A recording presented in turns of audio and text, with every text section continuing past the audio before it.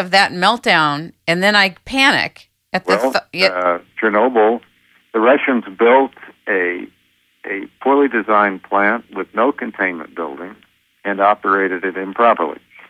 So there was an accident. The accident killed about 30 people. It was a bad accident. Right, but the radiation, 30 people would the radiation didn't kill anybody because it was so dilute. You've been told that it killed a lot of people or made them sick, but it didn't. It did kill people. There were tens of thousands of babies aborted in Europe because the press convinced their mothers that they would be damaged by the radiation. This was false. The radiation from Chernobyl, it is believed, it isn't certain because of sampling difficulties, but it is believed that a couple of hundred children in the area near the plant contracted thyroid cancer from it, and one of them died. I think I heard that too. Yeah. So this is possible. We're not sure because they started checking for thyroid cancer, and the Russians weren't checking very carefully for it beforehand. So we don't have a baseline, sure. But it's possible. Chernobyl was not a good thing. There's no chance whatever that any plant in the United States could ever have done that. Our most famous accident was 3 Mile Island. 3 Mile Island had a meltdown. You could have been standing at the gate of 3 Mile Island during the entire accident, and you wouldn't have gotten any more radiation. You wouldn't have gotten as much radiation as you would have if you'd been standing there with a friend beside you, because the radiation coming from the isotopes in your friend's body was far more intense than the radiation coming from the plant. 3 Mile Island killed no one. In fact, we've had 104 nuclear power plants operating in this country on average for 30 years, the average lifetime of those plants, and not one person has ever died as a result of that energy generation. And that can't be said for any other kind of energy generation at all. No member of the public and no member of the staffs of those plants. It's the safest, cleanest possible form of energy. But people have been, firstly, when they were propagandizing about it and stopping its development in the 70s, they were running, we almost lost Detroit, the China syndrome. They were telling people these plants could blow up like atomic bombs. That's what I was told. This is physically impossible. It's not a question of opinion. It can't. The materials in the plants cannot explode. It can't be done. It's like saying that dynamite can explode, so the butter in your refrigerator can explode. I'm sorry, just because they're both nuclear. Yes. Everything is nuclear. Your body is made of atoms that are full of nuclei. You, in fact, emit radiation. The walls of the room you're in right now are emitting radiation. And speaking of radiation, I just want to cut in here for a minute. Speaking of radiation and pollution, one of the things that very much upsets me about the whole climate, weather, quote, global warming scenario is that the ground of the new industrial and legal complex is based on this carbon scenario, this carbon story. Well, that's what they want it to be. Yes, but wait. With it, right? Yes, exactly. But wait. The thing that drives me crazy about it is that there is so much electromagnetic pollution, both with microwave stations, which are set up in droves, and cellular communications. If the average person knew the level of electromagnetic pollution that's in their body, their brain, their own electromagnetic system every day, they would be in shock. And yet this is not considered a pollution. And it's not even on the table as something that could be affecting people in their daily lives or altering weather.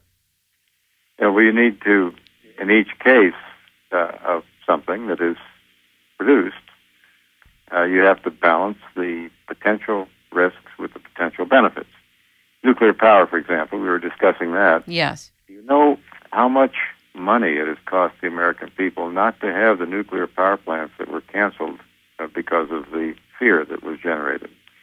Conservatively, it's $10 trillion worth of energy that was not generated because the plants weren't built.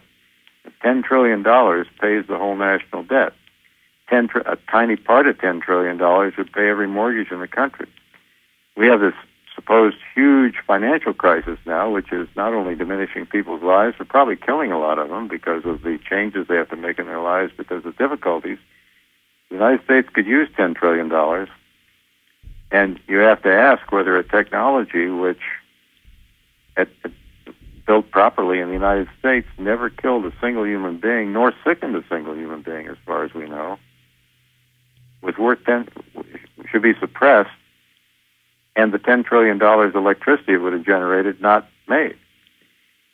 In that case, the trade-off between the risk and the reward was ridiculous, but it was made because people were lied to about the risk. In each case of technology, you have to look at the risk versus the reward. You do that in medicine. Usually, medical procedures don't give you enough radiation to harm you, but if you were ill and needed to be continually scanned for something, let's say a cancer, you'd be getting perhaps more radiation than is good for you. On the other hand, they're trying to save your life, so the risk-reward is valuable. We get a lot of benefit from cell phones. We don't know too much quantitatively about the risks. But in each thing that we do, that's throughout life, everything we do is the risk-reward. You're going to get in your car probably and drive somewhere this week. But that's the most dangerous thing you do. 40,000 Americans are killed every year driving those things.